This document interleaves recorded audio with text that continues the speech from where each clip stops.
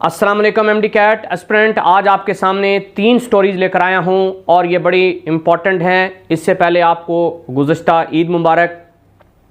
आज आपके सामने एक तो वैलिडिटी को कंफर्म करने जा रहा हूं, दूसरा क्या बच्चे कॉलेज को स्विच कर सकते हैं, इसे कंफर्म करने जा रहे हैं, तीसरा 2026 का जो सिलेबस एमडी कैट का है क्या 2027 में भी ये सिलेबस हो सकता है या उसमें कोई वेरिएशन आएगी। ये 3 स्टोरीज़ आपके सामने आज लेकर आए हैं। मैं आपको एक बात क्लियर कर दूं कि आजकल पूरे ज़ोरों शोर से हमारी गवर्नमेंट बजट बनाने पर, प्रीपेड करने पर, अनाउंस करने पर लगी हुई है और ये तकरीबन 10 जून से लेकर 15 जून के दौरान ये बजट हमारा अनाउंस हो जाएगा। जैसे ही बजट अनाउंस होना है उसके फ़ौरन बाद एमडी कैट की तमाम चीज़ें क्लियर हो जाएंगी। एक बात याद रखिएगा, अगर आपने जर्नल कार्ड नहीं बनाया हुआ तो आप बना लें। रजिस्ट्रेशन के पैसे आप मैनेज करके रखें, डॉक्यूमेंटेशन आप अपनी कंप्लीट करके रखें, जो जो आपको चीज़ें रिक्वायर्ड हैं वो पूरी करके रखिएगा। 15 जून के बाद रजिस्ट्रेशन स्टार्ट हो जाएगी और ये रजिस्ट्रेशन लिमिटेड टाइम के लिए होगी। आपने फ़ौरन इसे अप्लाई करना है। इसके लिए जो जो डॉक्यूमेंट्स हैं वो आपने क्लियर करके रखने हैं। जिन बच्चों ने जर्नल कार्ड बनाने के लिए दिया हुआ है अभी नहीं आया हुआ, वो उसका नंबर जो बे फॉर्म का नंबर है वही नंबर एंटर कर देंगे और एमडी कैट कंडक्ट होने से पहले तक उनका जर्नल कार्ड आ जाएगा, जिससे वो लेकर अपना ये एमडी कैट दे सकते हैं। अब आगे चलते हैं वैलिडिटी की तरफ। बार बार बच्चे सवाल पूछ रहे हैं कि सर वैलिडिटी के बारे में बताएं, क्या वैलिडिटी कंप्लीट हो रही है या नहीं, क्या इस एक्ट के अंदर कोई अमेंडमेंट होने जा रही है या नहीं, क्या इसे पीएमडीसी क्लियर कर सकता है या नहीं। मैं अपनी बहुत सारी वीडियोस के अंदर आपको ये बारहा बता चुका हूँ कि ये एक एक्ट है जिसमें हम कोई तब्दीली नहीं कर सकते। इसमें अगर कोई वेरिएशन आएगी तो वो पार्लियामेंट ही करेगी, वो नेशनल असम्बली ही करेगी, उसी के अंदर ही ये मुसवदा पेश होगा, उसी के अंदर ही ये करारदाद मंजूर होगी और यूँ इसके अंदर अमेंडमेंट हो जाएगी।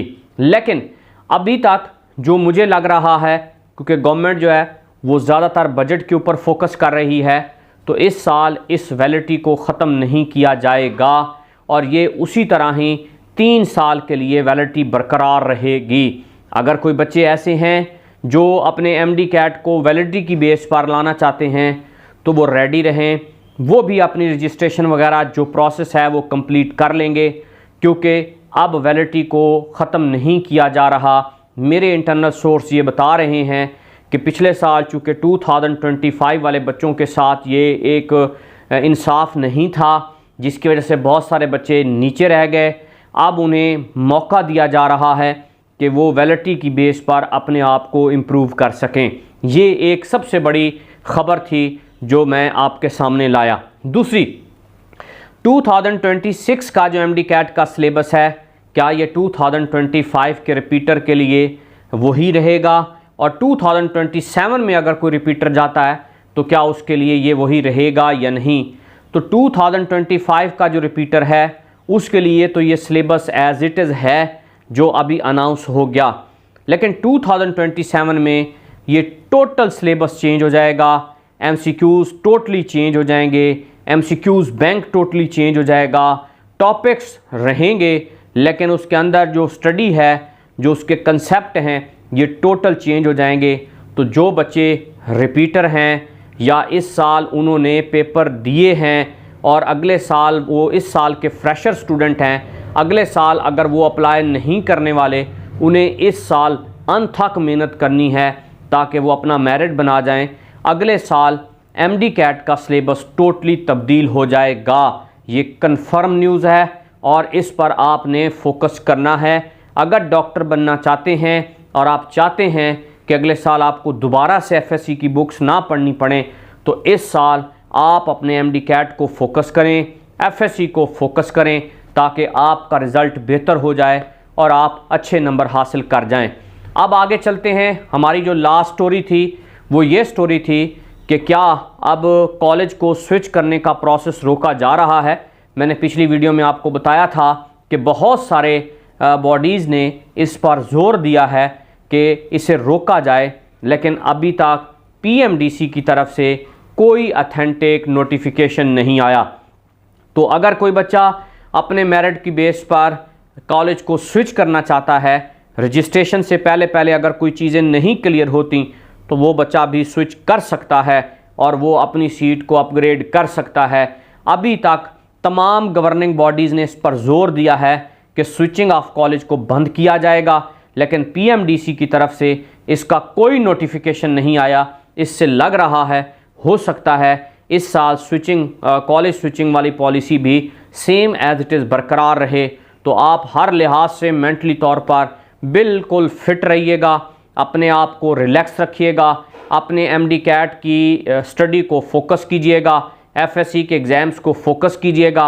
और हाँ, अगर कोई बच्चा इम्प्रूव कर रहा है फर्स्ट ईयर को सेकंड ईयर को, तो याद रखिएगा उनका सिलेबस वही ओल्ड सिलेबस है, वो दिल लगाकर इम्प्रूव करे। उनके नंबर इंक्रीज़ हों तो वो ठीक है, नहीं इंक्रीज़ होंगे तो प्रीवियस नंबर उनके काउंट हो जाएंगे, कम नंबर नहीं होंगे, ये कोई पॉलिसी नहीं है।